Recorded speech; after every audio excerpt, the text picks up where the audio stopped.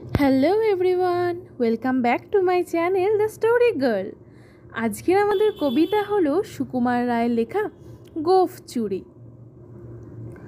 Head অফিসের বড় বাবু লোকটি বড় শান্ত, তার যে এমন মাথার ব্যামো কেউ কি কখনো জানতো? দিব্যি ছিলেন খোশ মেজাজে, চেয়ারখানি চেপে একলা বসে ঝিমঝিমিয়ে হঠাৎ গেলেন ক্ষেপে। আতকে উঠে হাত পা ছুঁড়ে চোখটি করে গোল, হঠাৎ বলেন গেলুম গেলুম আমায় ধরে তোল।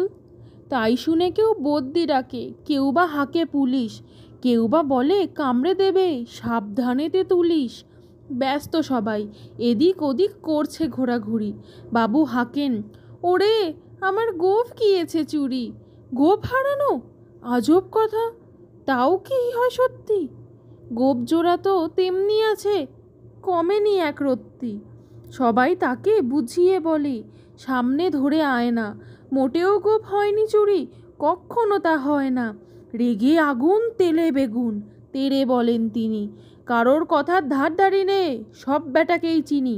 নোংরা ছ্যাটা খ্যাংরা ঝাঁটা বিচ্ছিরি আর ময়লা, এমন গোঁফ তো রাখতো জানি শ্যামবাবুদের গয়লা। এ গোঁফ যদি আম্মার বলিস, করব তোদের জবাই। এই না বলে জরিমানা করলেন তিনি সবাই। ভীষণ রেগে বিষম খেয়ে দিলেন লিখে খাতায়, কাউকে বেশি লাই দিতে নেই, সবাই চড়ে মাথায়। অফিসের এই বাদরগুলো মাথায় খালি গোবর, গোবজোড়া যে কোথায় গেল কেউ রাখে না খবর।